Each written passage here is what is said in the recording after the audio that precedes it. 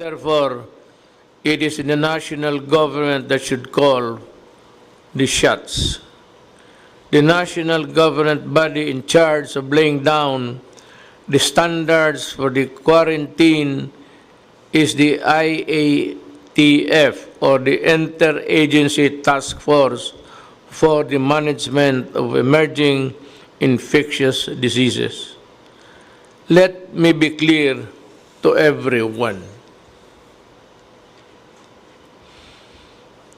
So, when the IAF says, do not restrict the flow of cargo of whatever type, then no LGUs should say that they only follow or allow food or essentials goods to come in. You are setting already your standards and making this quarantine more difficult for all.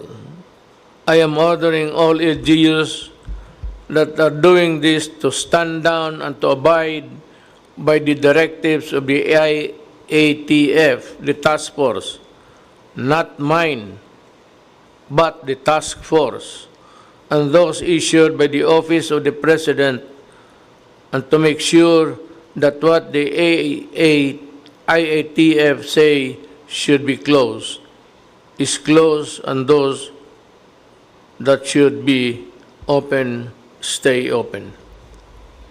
You know the only reason why you can impose these quarantine restrictions and impose it on everyone passing your areas is because the national government is allowing you to do so.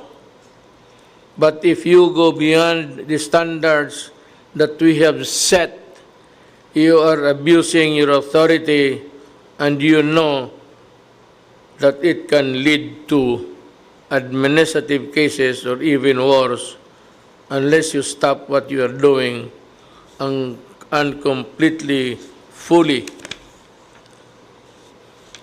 Criminal cases cannot be far behind. I am therefore directing the DILG and DOJ to closely monitor the compliance of LGUs in the directives of the office, and to file the necessary cases against the wayward officials. You know,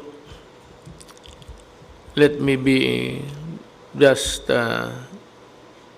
sundin na lang natin. Total, para man ito sa lahat.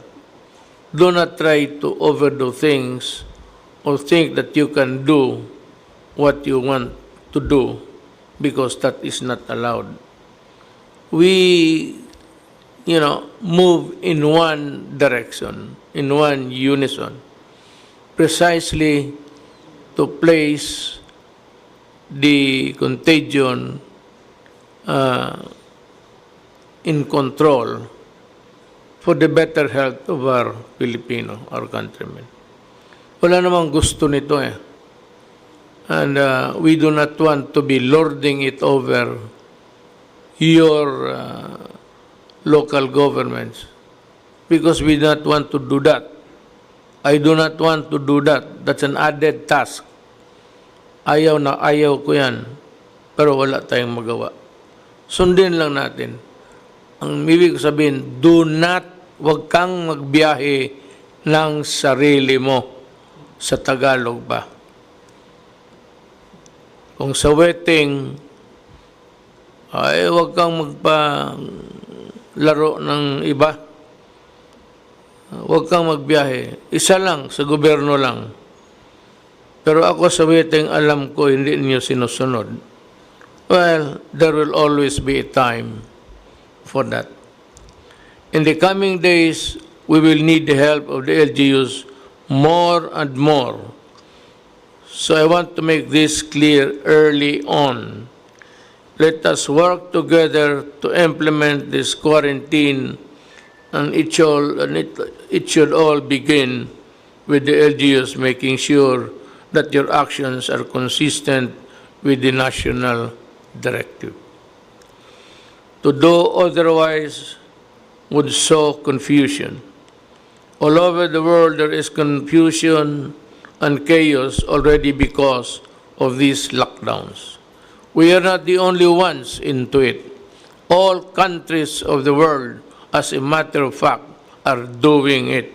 And that is why it adds more trouble than what is already there that we can handle.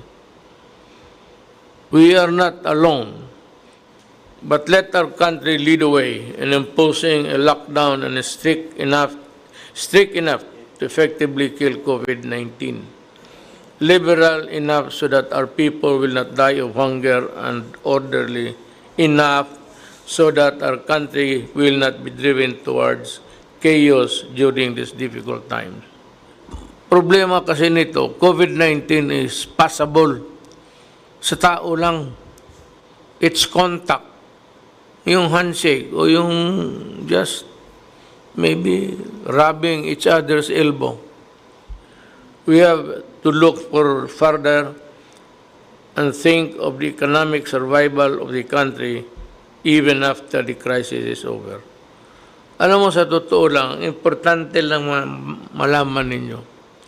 We are imposing the social distance. Kasi nga, ang transmittal, tao lang ang pwedeng magbigay ng sakit na yan sa iyo. Hindi, walang ibang bagay. Tao ang magbigay sa iyo ng sakit na yan. So, iwasan mo ang kapwa mo tao. Pag magdating yung nagpautang sa iyo, magtago ka na ng gusto. Okay yan. Sabihin niya na nagtatago-tago ka. Gusto kong bumayad, si COVID ang ayaw. Yung stranded, we will try to help you. Your Air Force and your Army will help you wherever you are. Kung wala ka nang mauwian, kung wala na kayong matulugan, I am asking the military commanders of the different camps all over the country that you can go there and ask for accommodation at pagkain. And they will, they would only be too willing to help you. Yan ang ating army at police. Bigyan kayo pagkain at tulugan. And in the meantime, they will try to communicate the authorities in Manila to, we will try to, anyway, makukuha ko kayo. That is a very terrible thing.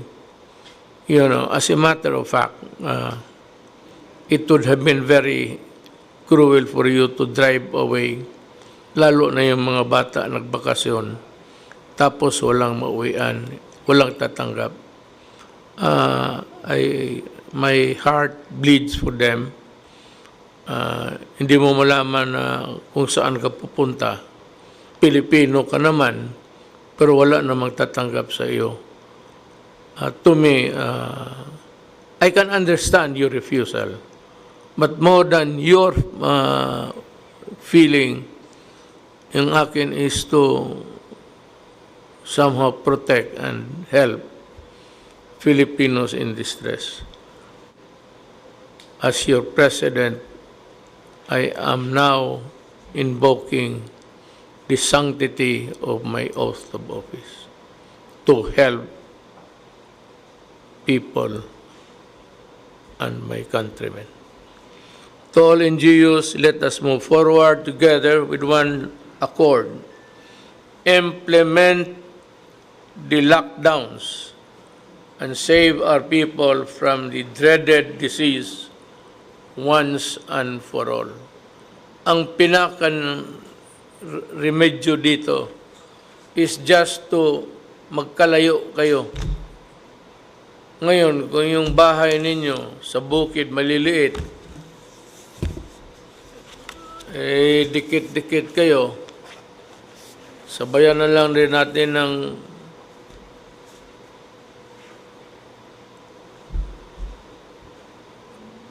ano bang prayer, dasal. Sabayan na natin ng dasal na tutulungan yung mga tao, mga Pilipino na they are not in a position, wala sa kanilang kakayahan na magsunod ng mga social standing. Better still, just keep your distance from strangers or friends, just so na maputol yung contamination from A to B, B to C. Kung kay D, putulin natin doon. Yun ang maganda. So, it's actually the social intercourse that is bad at this time. I hope you can understand us at maintindihan rin ninyo kung ano ang ginagawa namin. Maraming salamat.